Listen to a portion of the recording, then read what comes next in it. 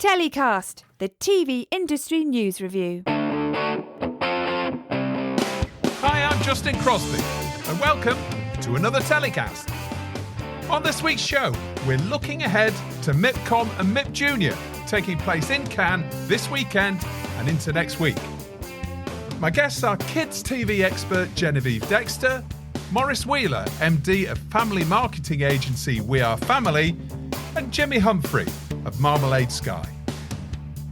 They're all coming up on this week's TellyCast. My first guest on this week's MIPjunior and MIPCOM preview show is kids content industry expert Genevieve Dexter of Serious Kids. Genevieve, welcome to TellyCast. How are you? Thank you. I'm feeling good, thanks. All ready for MIPCOM. Well, we're in that last stretch, aren't we? The last few days of slight panic from some people, but other people seem to be very calm. The ones that are very calm, you always think, oh, are they really that calm? Let's see. We'll all see down on the croissant, I'm sure. So tell us a little bit about yourself, Genevieve, because I know you've been involved in the kids industry for a number of years. And it's not just Serious Kids. You have two businesses, don't you? That's right, yeah. So Serious Kids is the distribution and executive production company that I founded about 12 years ago now, coming up for 12 years ago. And then I Present, which is an animation studio based in Hoxton, we set up about 8 years ago. Right, okay. With your distribution hat on then, yeah.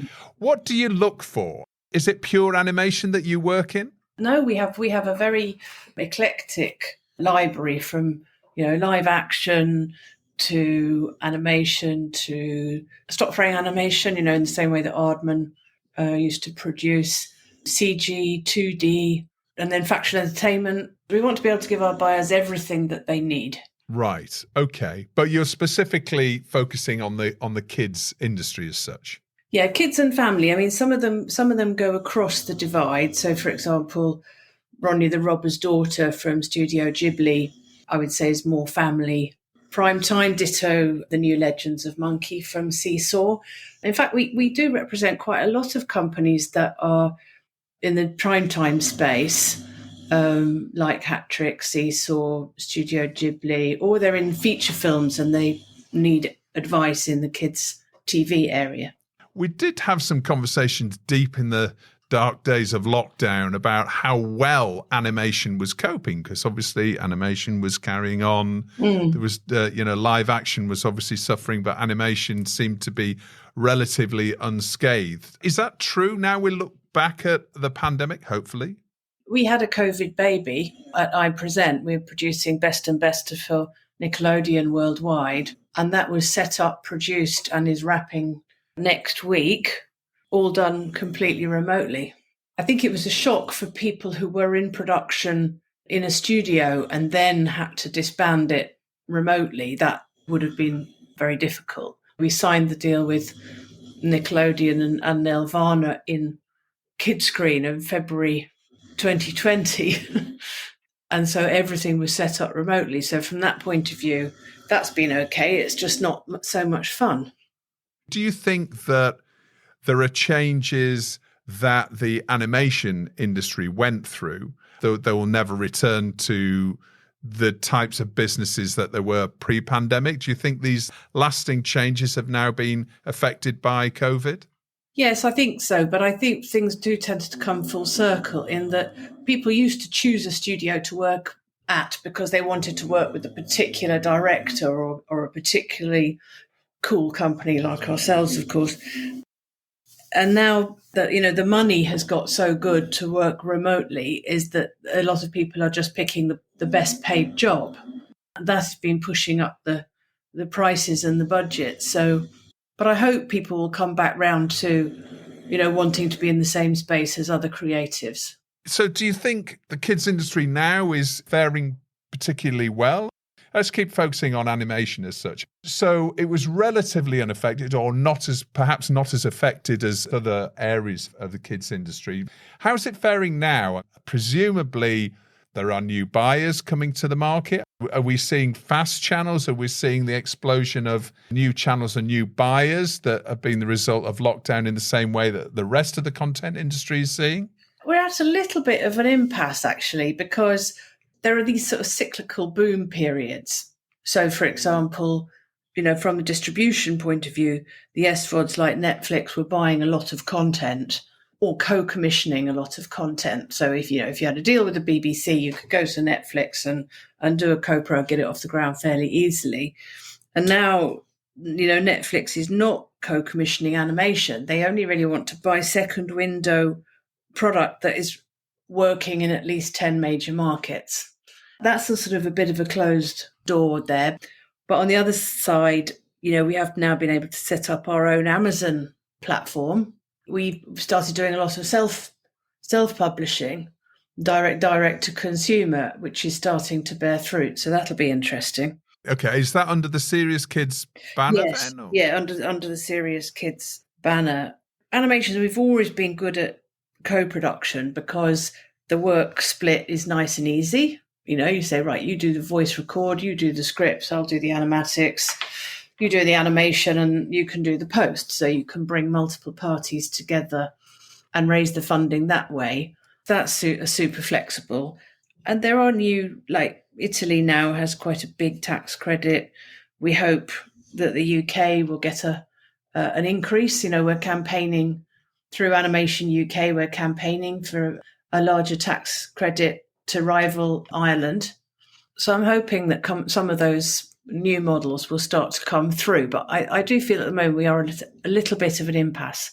It's a very international industry, isn't it?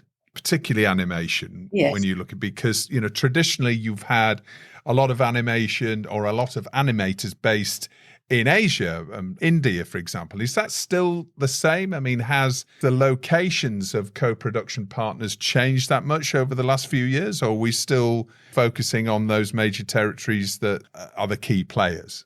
We've done lots of different models. I mean, we've just done the first ever UK, Finland, Canada co-production. It's getting creative. The different governments are always trying to pull animation into their territories because, it's tech heavy, but it's not space hungry. So all countries have a strategy to bring more and more work into their own. So, for example, the Canaries now has, 50% tax credit, which is probably the strongest. And so that element of sending everything to Asia is quite an old-fashioned model. Before we had all of these tax credits in Europe, that was definitely the case, but I would say less so now. Right. Oh, that's interesting. So we're looking at various different territories in Europe becoming more competitive with India because of the government tax credits, and so it's a slightly more level playing field. Yes, and also, India is a burgeoning country now. It's no longer where you go to get sort of cheap animation. I mean, you might go there because you want really superlative animation, but you wouldn't necessarily go there for cheap animation. That would be sort of going into Malaysia. But I don't know, as these countries grow, they're no longer cheap. And then you have to, always do two budgets. And sometimes I do a budget of, so what happens if we do the whole thing in the UK? What happens if we send the whole thing to the Far East? And the difference is not that big anymore, especially with the pound. Yeah, well, of course. Yeah. Well, that's really interesting. We're a few days away from MIPJunior, the first MIPJunior back at the Marriott, which is its kind of a spiritual home, the 30th MIPJunior. For people who perhaps haven't been or are curious to know a bit more about the market, can you give us an idea of how the market differs to MIPCOM, which obviously is its sister market that happens from Monday onwards, and MIPJunior happens Saturday, Sunday at the Marriott in Cannes. Can you give us an idea of the format of MIPJunior and why it's different and how it's different to MIPCOM? So as a distributor, we are able to load as many programs as we like into the MIPCOM Junior library, which went live on the 1st of October. So buyers are able to go online and preview all the new content being launched at the market. And also on site, you go downstairs and there will be lots of screening booths where the buyers can do their homework essentially before the market starts. So that's quite different. And then we as distributors get reports at the end of every day of who's viewed what, who's requested screeners, who's interested in the rights. And it provides, wonderful leads for us. Are you there for the rest of the market? So the Saturday and Sunday is about generating leads and seeing who's watching the content and requesting rights. Do you then set up the meetings Monday, Tuesday, Wednesday? Is that how it works? Well, hopefully we'll have meetings already set up with most of our clients, and they will come to our stand at MIPCOM. But the difference is that when they come to the meeting, hopefully they've viewed all the programming and you can have a constructive conversation as opposed to, oh, yeah, it looks nice, send me the screener. Right. Okay. So it's less about pitching. The screening library does that for you. It's more about negotiation. That's what the aim of the market is to make sure that when you get to MIPCOM, you're having, real conversations about your new content. So, so for example, we took delivery, often these shows are delivered at the last minute. So we took delivery of the Sound Collector, Flicks and Ghastly Ghoul like a week ago. And so the pressure is on for us to be able to get our buyers to view those new programs, not waiting till MIP TV to close. How important is MIPjunior then to Serious Kids as a distributor? Because I know there are a number of events all around the year, but this is the big one, isn't it? This is the big one for sales. Is it the most important market when it comes to sales for you? Yes, absolutely. Yeah, MIPCOM Junior is huge and we can get, lots of lovely leads that we can follow up for the rest of the year. I'm hoping that it will be as strong as it used to be. But of course, we will be missing a lot of the Asian buyers this year. Let's see how strong it is, because last MIPCOM Junior was not very strong. It didn't come back in the same way, and I think a lot of markets are facing that difficulty. But there are also the seminars going on, and there are a few sort of pitch parties and things like that to attend as well. So there's quite a lot of demands on everybody's time at the market. At least that everybody who's there is focused and interested in what you're doing. Whereas once you go into MIPCOM, you've got thousands of people who've got all sorts of different interests, and so it's great to have a focus for kids and family. I'm interested in the screenings idea that there is the platform. That's been the case for a few years, has it? That's something that MIPjunior brought in a few years ago? We used to have to, used to have a library with VHS cassettes, and of course, it's evolved over the years. And it's funny because actually, the first ever MIPCOMs I went to like 30 years ago, you would have screenings on the stand. People would phone up and say, "I want to book an hour to view this movie," and they would come and sit on your booth and screen them. Right. And now you're lucky if you can get somebody to look at a promo. Yeah. I mean, it sounds incredibly efficient the way that it's done. We've also seen a lot of virtual marketplaces, haven't we, that sprang up about 3 years ago that are purporting to offer a virtual marketplaces as an opportunity to buy and sell content. Have you found those very effective at all, or do they sort of just scratch the surface compared to what we're talking about at MIPjunior? Where the market will set up your meetings for you, they're good. So, for example, we register for MIP China, and you put in all the program, the type of programs that you have, and then, they match you to certain buyers and your diary is set, for meeting new people. That's great. But otherwise, I don't see the point, because we're just all doing Zoom. We're all in our own private market all the time now, aren't we? There's less emphasis on the markets, which is great from the point of view of, if you've got a program that's happening to be delivering late in November and you've missed MIPCOM, because people are taking more meetings now via Zoom, it's not like you've completely missed the boat, which used to be the case before. So, but I think everybody's dying to get back to face-to-face, because it's just, so much more stimulating. Yeah, of course. Give me an idea of where we are in the sort of the annual cycle of the buying and selling of kids' content right now. Because am I right in saying that everything's now too late for this Christmas? I mean, because Christmas is presumably a big period for the kids' content industry. It's too late in terms of programming, unless somebody's got, suddenly got a hole because of a late delivery. So, for example, we're launching a Halloween special down there, Ghastly Ghoul, and we have had a couple of people say, "Oh, I need that because, something else is late." Right, in 2 weeks. So you'll actually sell something that, as long as it's all finished and everything, you'll literally sell it at this late stage for Halloween. So, sometimes if it's like a sort of an emergency situation, but otherwise, what's happening at this year that's most important is that people have their budgets to spend by the end of the year. So the reason why MIPCOM is so important is that that's when the buyers have their budgets. They need to spend them for 23. You might do some deals and people would say, but I want them to be dated 1st of April 23 because that's my new budget. But they will be given their budgets for 23 before they leave for Cannes, ideally. When it comes to MIPjunior, you mentioned it's not just about the screenings and the buying and selling, but obviously that's a key reason that people are there. There's also a number of seminars and pitch meetings. You're going to be actually on a panel called Let's Talk About Financing, how to find the missing piece to finance your content. Do I look at the kids market in a similar way to drama? Because obviously a lot of it is produced in a similar way, certainly live action. But should we look at kids in the same way as the drama industry is kind of set up in the sense that you need co-productions to have successful projects? Or, what other challenges around financing that face the kids industry? Well, as I say, usually, we are basically the forerunners of international co-production and sort of always have been. And so the kids industry is incredibly sophisticated in that regard.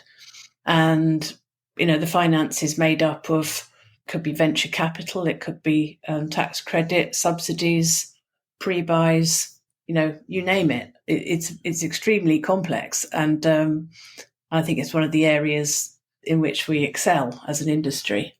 So that's going to be an interesting discussion then. You're together with CEO of Toons Media Group and Ken Fair from Epic Story Media and Judith Chan from Coots as well. Yeah. So there's obviously a lot of expertise on that panel about how you find the missing piece. And I suppose, as a producer or a distributor, that's one of the key skills you need, isn't it? It's not just about putting a deal together. You have to be aware of all of the different ways that you can slice and dice a project in order to get it off the ground. You need to be a real multi-skilled operator, don't you, to succeed, I imagine, in kids.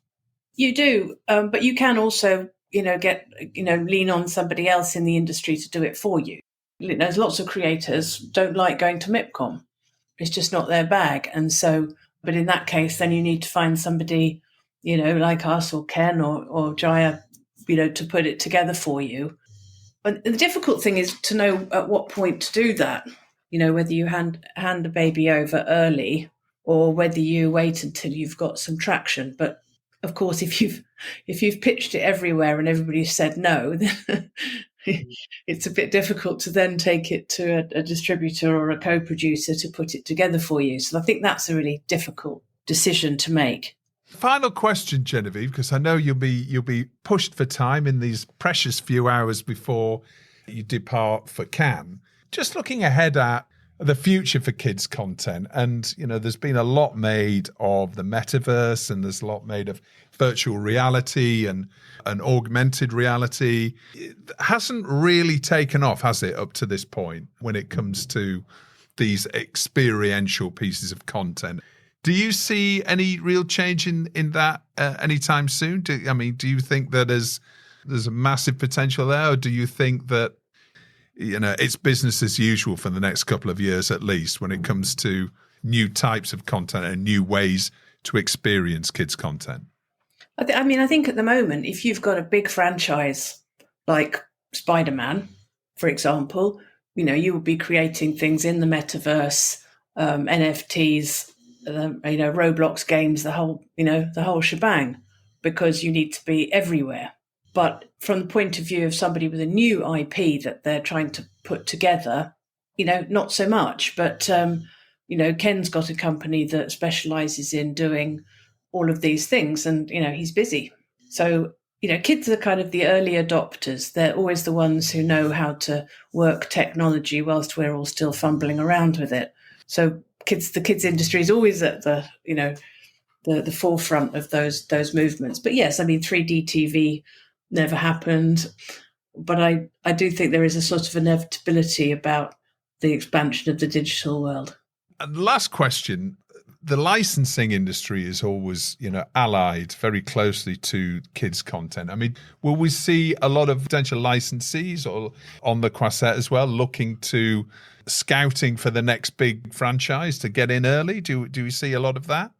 The master toy partners do come down, and they will be looking closely at all of the new shows being launched by the majors for sure. Yes. Interesting. Well, Genevieve, thank you again for coming on TellyCast. Look forward to seeing you down at the Marriott on Saturday, and best of luck with everything that's going on in Cannes for you. Thank you. It's lovely talking to you. My next guest on this week's show is Maurice Wheeler, MD of family marketing agency We Are Family. Welcome to TellyCast, Maurice.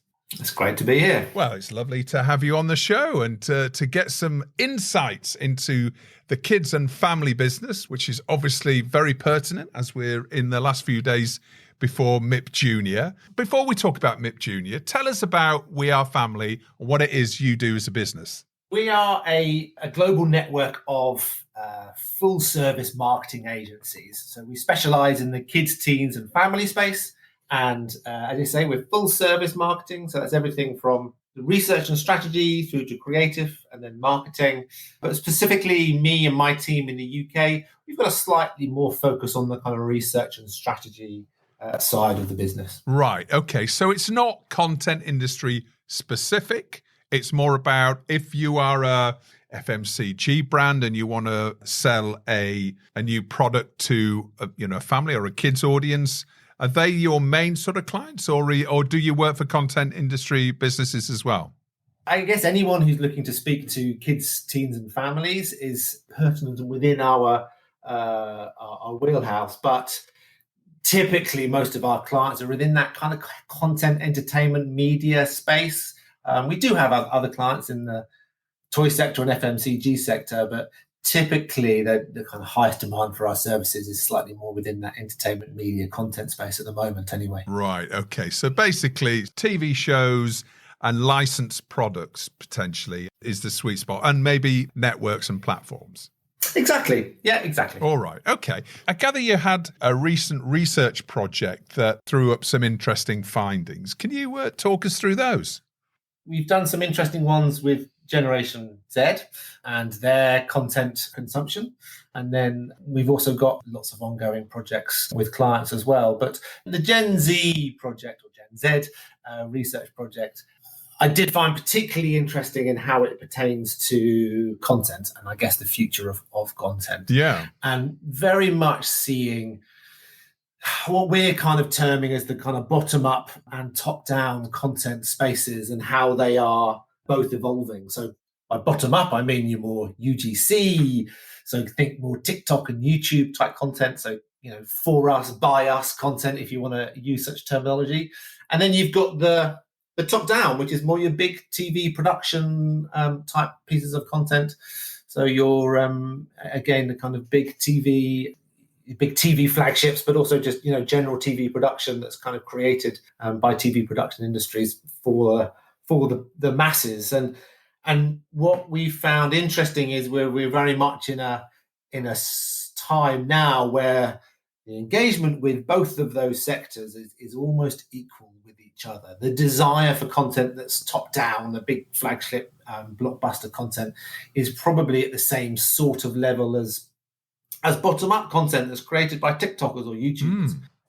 That is interesting. Yeah. I know that YouTube has been a really strong area for kids' content, but I hadn't really considered too much about TikTok and Twitch, but obviously Twitch relating to the gaming area is obviously hugely popular.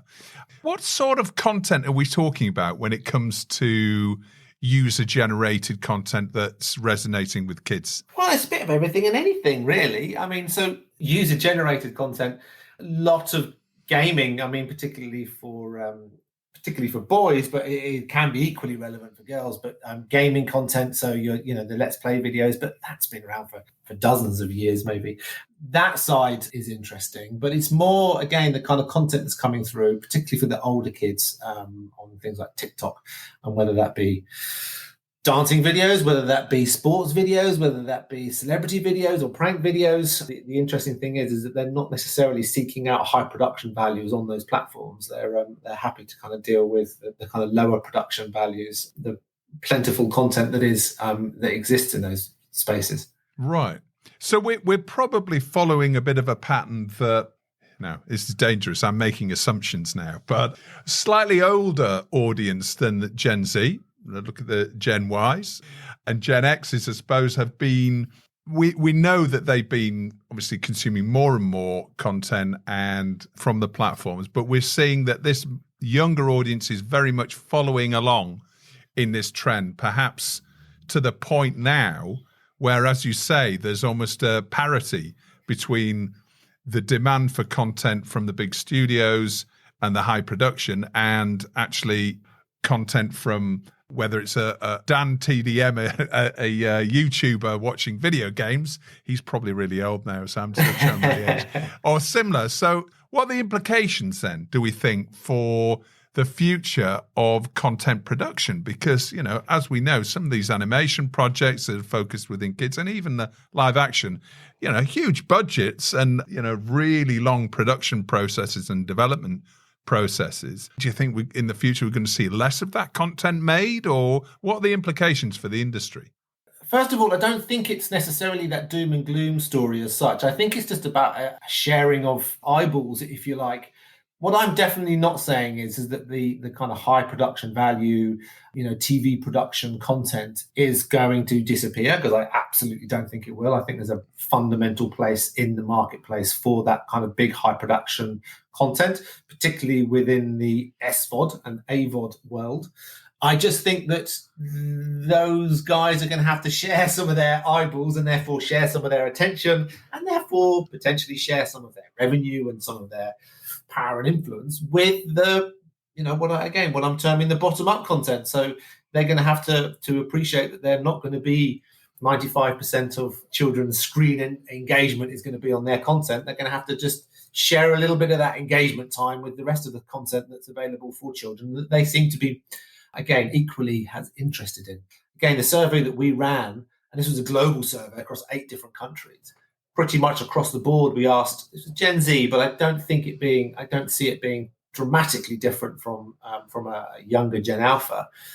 We asked them, would you rather watch 40 minutes of TikTok or 40 minutes of television programs?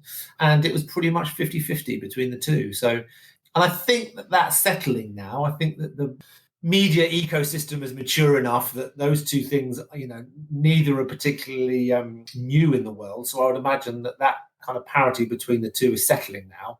So again, I don't see that being something that in 10 years' time we're not going to see any TV production, because I just don't think that's the case. I think we're now hitting a point of parity and potentially a plateau in the parity between the two.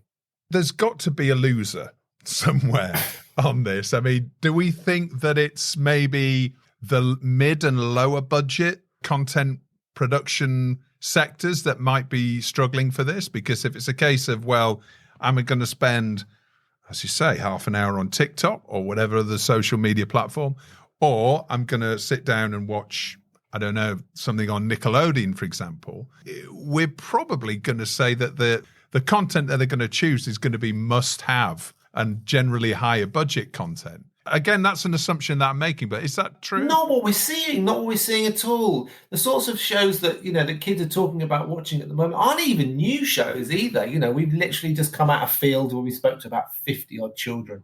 And these were children between the ages of 4 and 12. It's not like the content that they're talking about is your mega blockbuster stuff. I mean, for starters, there's not that much mega blockbuster stuff aimed at that age range. It's not like Game of Thrones goes down there, or The Power of the Rings, or whatever you want to say. But on the upper end of that echelon, they're talking about Stranger Things, which is very much a blockbuster, but they're also talking about shows like Never Have I Ever, or even like iCarly, or old school like Nickelodeon shows like Thundermans and it's not like there is this desire, particularly in the kids space, to go, oh, okay, well, if we're going to make TV, then it has to be massive blockbuster. I just don't see that being the case. I think overall, I don't think there is a specific sector within the kind of TV production world that's going to lose out, as it were, in inverted commas. I just think the overall pie is going to get a bit smaller, but I think the share between the size of projects is probably going to remain about the same. I mean, ultimately, probably the people that will lose, I guess, are potentially, there's going to be less of a market. So there's, Netflix aren't going to be buying up as many shows. But as you say, I don't think there's a particular genre or budget of show that's going to lose out any more than others.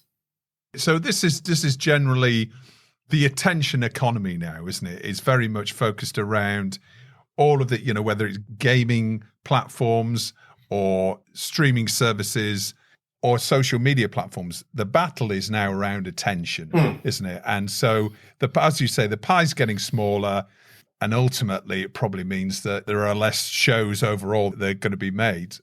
There are challenges. I mean, how do you think then that businesses within the kids sector specifically should be looking at this going forward? I mean, is it more about investing more in social platforms and trying to create more content for digital first content, essentially, rather than having to rely on getting commissions? Do you think for a kids producer, for example, that might signal a shift in how they take their businesses going forward? I think ultimately that, the job is always to listen to the audience as much as you possibly can. So I think that's going to be driving a lot of it is speaking as a researcher, I'm clearly going to talk to that space. But, I think listening to your audience and understanding exactly what your audience wants and being a bit more nimble with your production process is probably a good thing, particularly in such a dynamic space that we are at the moment with things changing on a regular basis. I think that the days of putting 104 episodes in a can and then kind of going out and selling it, I think that's going to become more challenging and potentially not the right strategy going forward. I would imagine it's going to be a bit more dynamic in kind of produce, listen, learn, and produce again. Which is ultimately is what's happening in the digital first space. So I think it's not necessarily. I think what digital first enables you to do is to test and learn in a much more quick and dynamic ecosystem landscape. So it's not like I think that digital first has got anything magic to it other than the fact that it is a much more direct relationship between the producers of the content and the consumers of the content. If you put up a show on YouTube, you know exactly how well it's doing. You know what bits kids are engaging with. You want to know what bits they're not engaging with. And you can learn and adapt and evolve much quicker than you can when you literally just give a reel to Netflix or to Paramount Plus or to any of the one and go, here's my content, tell me how it's going. That's, I guess, the power of the digital first is that ability to listen and learn. And how do we see the creator economy coming into this? Because, I mentioned slightly flippantly Dan TDM. The only reason I know Dan TDM is because my son about 4 years ago was obsessed with watching his, half-hour videos playing games, and I'm sure many of the parents listening to this will recognise that behaviour, which I still find slightly odd, but there we are.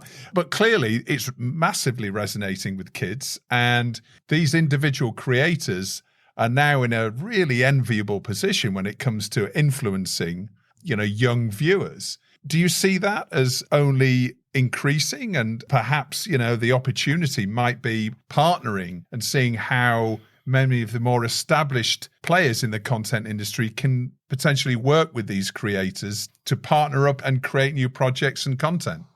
I don't know. I mean, it's not like there's been any single runaway success. Dan TDM had his own show, and PewDiePie had his own show. And a lot of them, probably the only one that actually really had any success is Ryan's World. So that's probably the only classic YouTube content creator that has actually gone on to have, in inverted commas, kind of mainstream success from a traditional content creation perspective. So I don't think that's necessarily the way forward, because I think that children, I think that they want great quality content, produced by the people who are creating the great quality content at the moment. I think that they almost want that as a separate world to their kind of YouTube and TikTok world, which is just feeding a different need. It's feeding a different kind of content consumption requirement, if you like. So I actually don't think that the solution is, well, let's go into the influencer world and try and kind of, you could use them to say nice things about your show and use them as a marketing tool.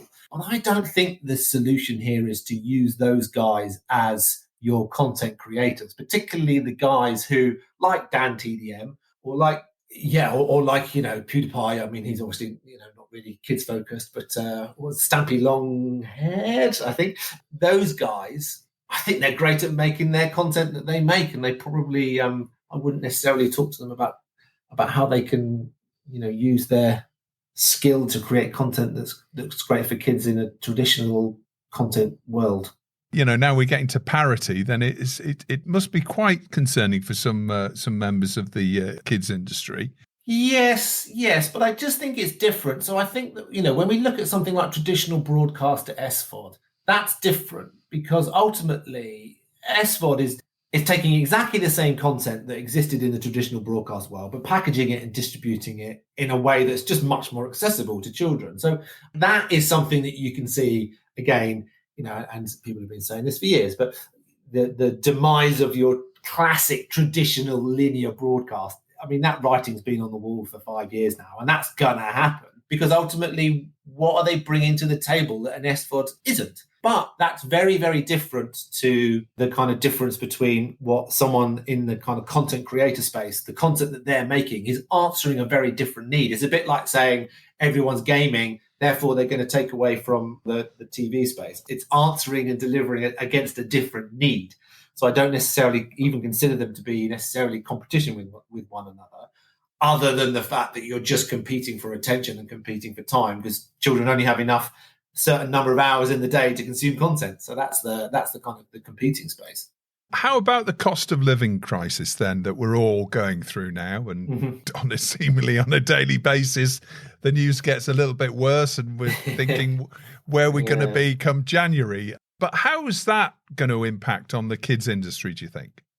I think a few things. So I think for starters, I think we're going to see, and again, we've been out doing quite a bit of in-home research recently, actually. One of the things I'm hearing a lot of, and I don't want to kind of, this is qualitative and not quantitative, so it's not, I don't have the numbers to back it up, but most homes I go into, they kind of go, I need to get rid of my Sky subscription because it's costing me 50, 60, 70 pounds a month. It's not really bringing me much that Netflix and Disney Plus aren't. So I think we're going to see the bigger, more expensive cable and satellite subscriptions dropping off very rapidly, and people keeping their kind of cheaper subscriptions in place. So I think that's one area that I see happening. I think the other area that I see happening is typically, when you tighten your belt, you as a parent who's buying stuff for their child for Christmas, they're going to want to make sure that it's a tried and tested brand. So, we talk about the fact that, brands really start making good money in their third Christmas, because that's the Christmas that parents go, okay, you've been around for a long time, you're a tried and tested brand, and therefore I'm happy to kind of invest in a bigger playset or in a bigger investment. Is this mitigating the disappointment factor on Christmas Day then? Is that what we're talking about? It's not necessarily mitigating the disappointment factor, it's more mitigating the I'm over it 2 months later factor. So I guess one of the fears that parents have is they, spend 70 quid on an amazing playset that their kid is really into the TV show at the time, but 2 months later the kid's gone, actually, I'm over that now and I've moved on. So they're going to want something that's probably been in the child's life and has been engaged with the child's life for at least a year. So if you're like a child's fourth favourite TV show, you're probably going to miss out slightly more in the cost of living crisis, because it's going to be your number one and number two shows where the parents are going to choose their investment, because they know that the child is more likely to keep hold of it and hang on with it and play with it, and it's going to get a slightly more sustained enjoyment level than they would get in previously. It's the flight to familiarity, essentially, we're going to see a little bit more of in the as the purse strings are tightened. Yeah, the flight to familiarity, absolutely. I mean, that's an interesting one when it comes particularly to things like authenticity of diversity and inclusivity. The familiarity piece makes it a bit more of a challenge for the kind of the authentic, kind of the diversity and inclusivity piece to kind of come in and kind of develop itself through the newer contents. That's going to be a challenge for newer brands, and that's obviously has implications not only for the content industry but the licensing industry and the FMCG, toys, all of these areas. Interesting conundrum, but as usual, those who invest in their brands are probably the ones who are going to set to benefit. Yeah, absolutely. Thank you very much for your time. Thanks for coming on the show, Maurice. It's been interesting speaking to you. And is there any research that any of our listeners can go and find out? Where would they go and access that? Jump onto our website. We've got an incredibly active blog, and that's we-r-family.net. Jump in the navigation, find the blog. We stick up a couple of new articles a week, and the Gen Z research should be going up there, hopefully in the next couple of days. Thanks, Maurice. Great to speak to you. All the best. We'll speak to you again soon. Fantastic. Thank you, Justin. My final guest on this week's TellyCast is Jimmy Humphrey of Marmalade Sky. Jimmy, welcome to the show. Hello, Justin. Thanks for having me. Great to have you on. You're very well known within distribution and the content industry. But for people that don't know you, tell us about yourself, a little bit about your background and what Marmalade Sky is. I shall. Okay. So I'm Jimmy, and I've worked in distribution for 15 years or so, working at various different distributors, predominantly doing acquisitions, sometimes a bit of sales. I had a long stint at Fremantle, worked at Banner J, Passion and TCB. As a result of all the TCBQ stuff that happened a couple of years ago that everybody will have read about, there was all a bit of a change. I decided to have a change as well. So that's still changing, by the way. So you've seen that Banner J just bought Beyond this week. Yeah, or they announced the intention to buy, should I say? Yeah, absolutely. That sort of came as a bit of a surprise, to be honest, having been speaking to both of those businesses quite regularly. That was all kept fairly quiet, as these things are, I suppose. Not a huge surprise in the grand scheme of things, I suppose, in the continued consolidation, but everyone's tooling up for the exactly. for the content wars. Anyway, so tell us about Marmalade Sky then, Jimmy. So Marmalade Sky, it was, to be honest with you, initially set up very, very quickly as a consultancy vehicle for me while I was figuring out what I was going to do next. That was a couple of years ago. And over the course of that time, it sort of slowly evolved into a little business, which I'm really sort of enjoying, and it's sort of going from strength to strength. What I do is work very closely with producers to help them to raise finance for their predominantly unscripted projects. So that's sort of everything from working across their slate to raise pre-sale money directly with international buyers, attach co-production partners, and sort of very importantly, work with the distributors. That's sort of become an increasingly important part of what I'm doing. Obviously, like we were talking about just there, partly the consolidation, but also just, I think, the variety of distribution options out there now. I think there are a number of producers that find it all a little bit confusing and daunting. So quite often I'll work with producers that either don't have the time to try to navigate around 15, 20 different distributors for this new project that they have, or maybe they don't have the relationships. So I just try to help them sort of see their way through that and get the best deal possible on everything they're working on. Right. Okay. So it's kind of similar to how Ben and Lilla built Drive, essentially, obviously as a distribution company, but also the production finance part of their business as well. Now they're obviously part of Blue Ant. You're essentially a consultant that's really working in production finance. Yeah. Some people would call it an agent. I don't like to call it that because I don't wear dapper suits. Yeah, and the comparison to Lilla and Ben has come up before. I mean, I suppose, I don't know whether they did necessarily, but I don't right now sort of have aspirations to turn it into a distribution arm necessarily. It's just, I like just sort of working very closely with the producers and trying to help them because at the moment it's not easy.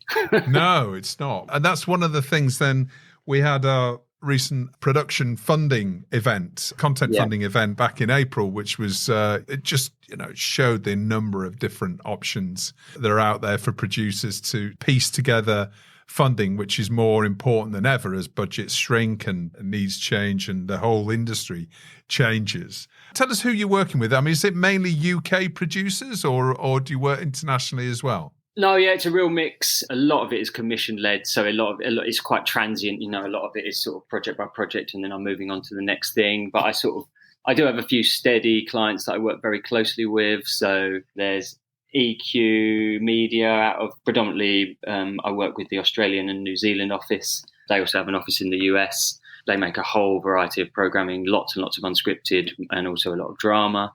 So I'm sort of their guy in London, essentially, having all the conversations over here with distributors and buyers. And then I work with Curve Media in the UK. I've been working with them for 18 months or so. Those guys are really prolific, get millions and millions of commissions. They're great.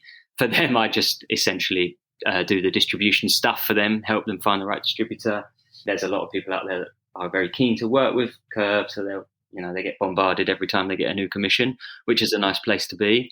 And then another one that I've sort of been working with on a very ongoing basis, which is a very sort of separate client to the others, I suppose, is Red Bull Studios. So, it's obviously a relatively new business, not the Red Bull Media House side that's obviously been around for a long time. This is the sort of big premium unscripted space that's led by Bernadette McDade. So for them, I'm trying to help them identify shows that they can get involved with as a co-pro or...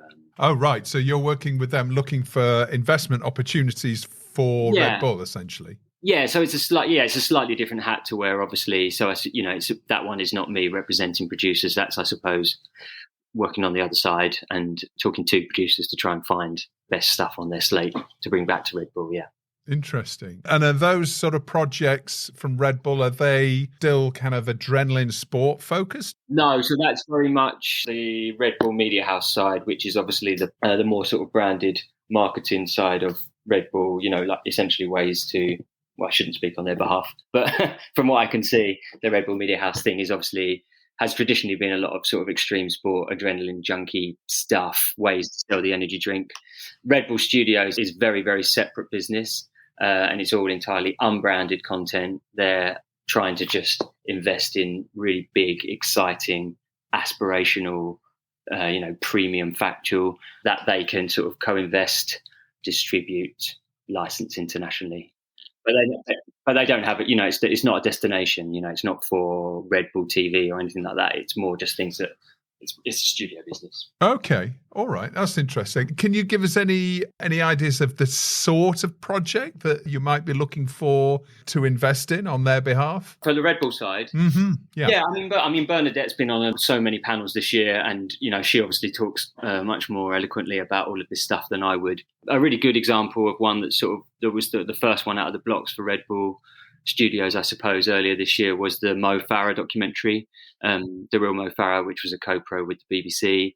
That sort of gives a really good idea of the type of scale and ambition that they have for the business. And, like this whole sort of sports adjacent area is really key for them. They've got a whole load of other verticals that they work towards as well.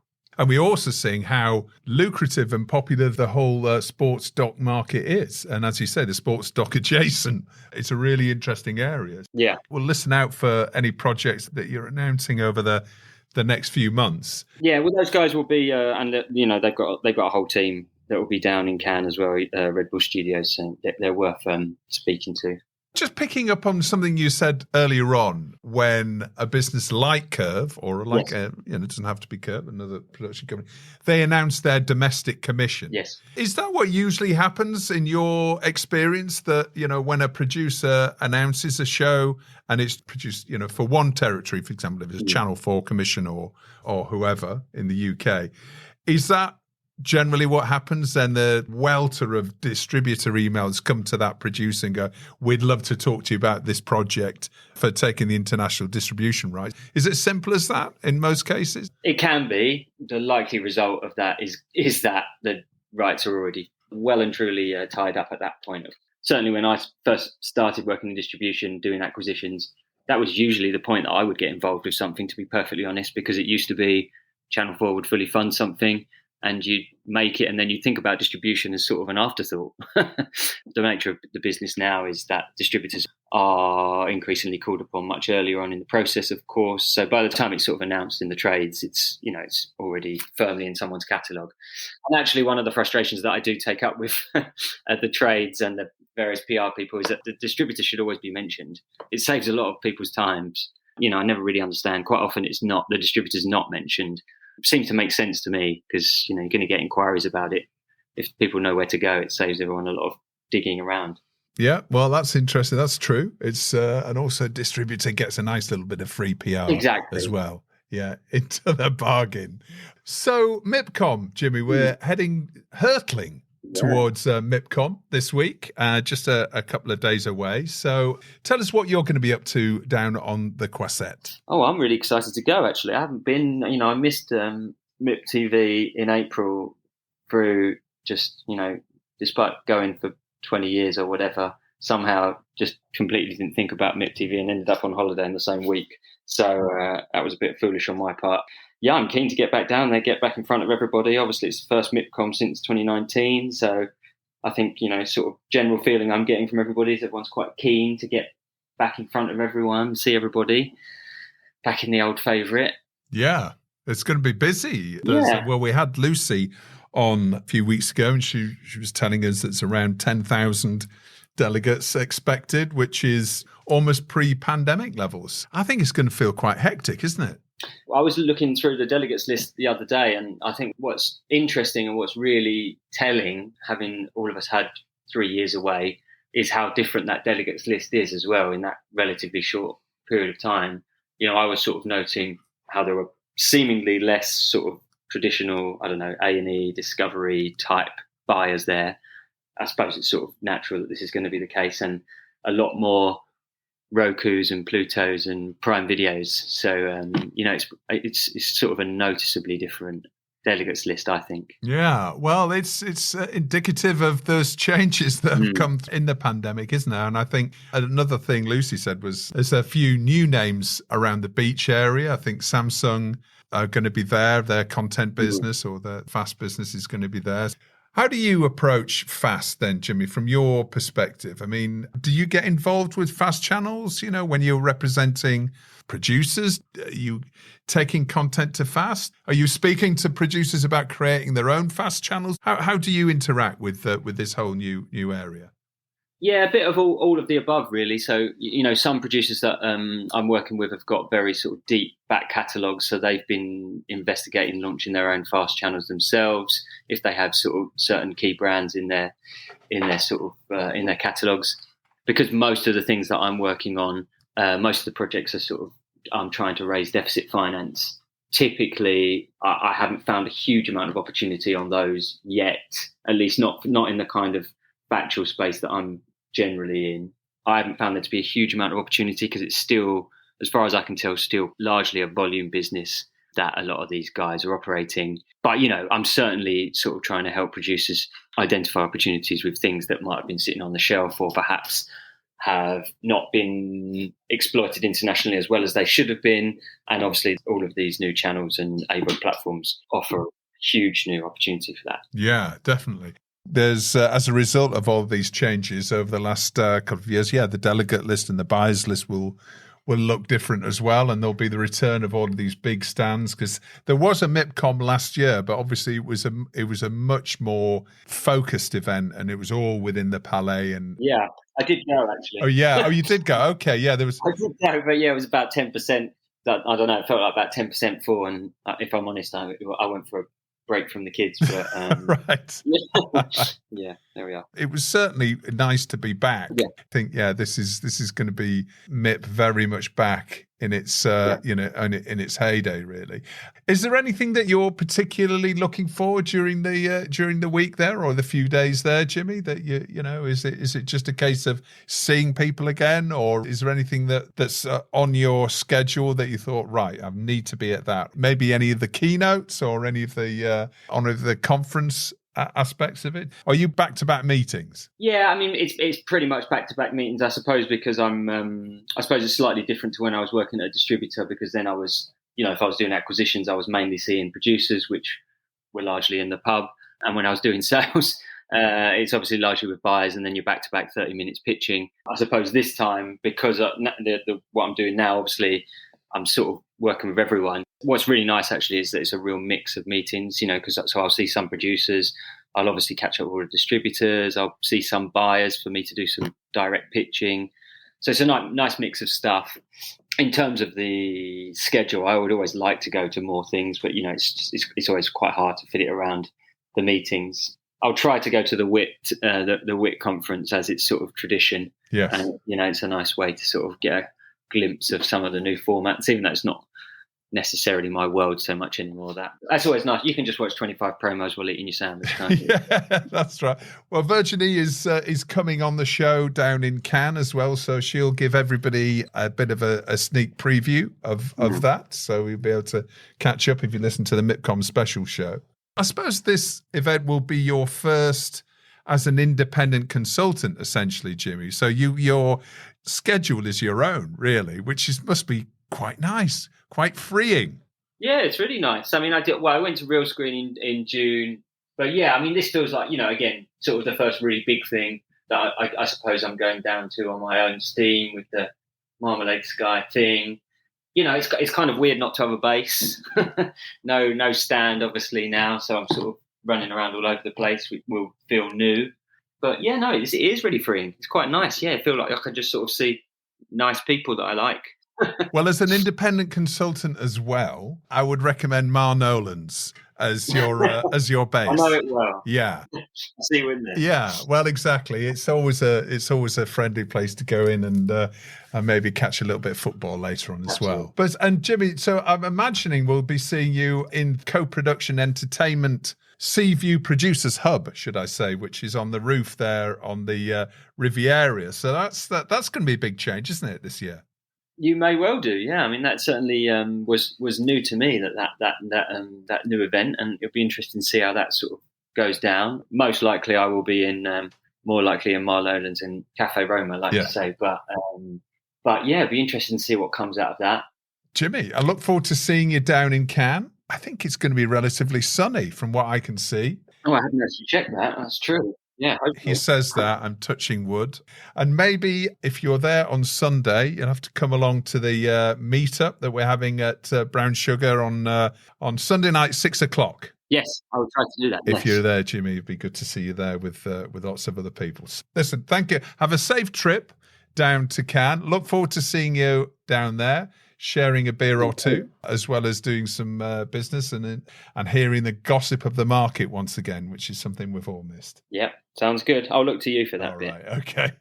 Cheers, Jimmy. I'll see you there. Cheers, Justin. Well, that's about it for this week's show. Don't forget, we're offering £20 off tickets to the TellyCast Digital Content Forum, sponsored by BBC Studios, for TellyCast Plus newsletter subscribers. Just click on the link in the latest newsletter. TellyCast was edited by Ian Chambers and recorded in London. Next week, we're on the ground at MIPjunior and MIPCOM in Cannes. And we'll see you at our latest meetup at Brown Sugar at 6 p.m. on Sunday. Don't forget to RSVP. Until next week in Cannes, être prudent.